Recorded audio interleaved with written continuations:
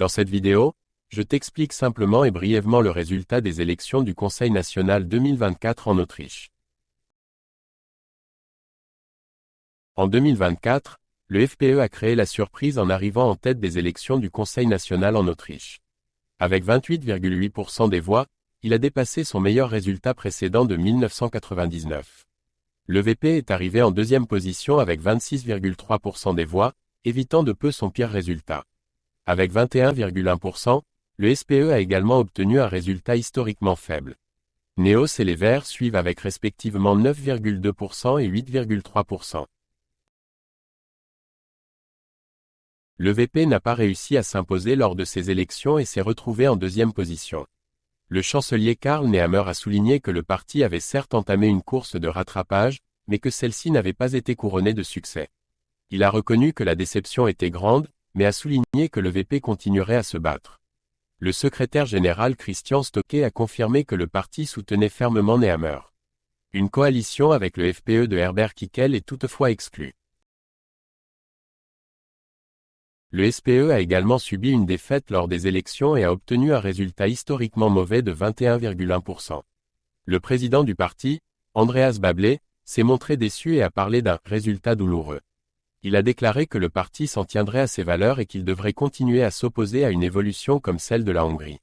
Il a éludé les questions sur les conséquences personnelles. Le secrétaire général Klaus Seltenheim a parlé d'un « jour noir pour la démocratie ».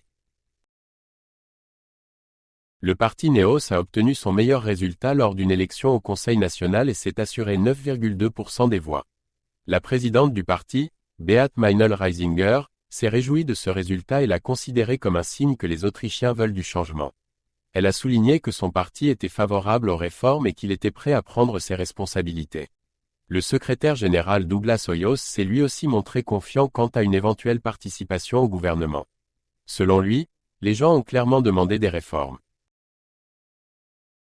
Les Verts ont subi un net recul lors des élections et n'ont obtenu que 8,3% des voix.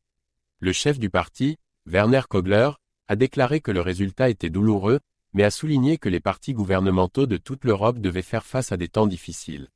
Il a déclaré que les Verts continueraient à apporter leur contribution pour mener l'Autriche vers l'avenir. Le ministre de la Santé Johannes Roche a également déclaré que les Verts étaient prêts à prendre leurs responsabilités. Une analyse précise du résultat n'a toutefois pas encore été effectuée. Plusieurs petits partis comme le KPÖ, le Parti de la bière, la liste Madeleine Petrovic et le MFG ont clairement échoué à franchir la barre des 4%. Le KPÖ a obtenu 2,4% des voix et le Bierpartei 2,0%.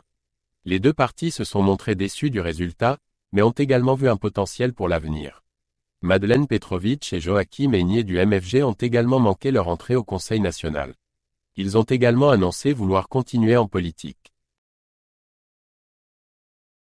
Herbert Kickl, le chef de parti du FPÖ, s'est montré très satisfait après la victoire électorale.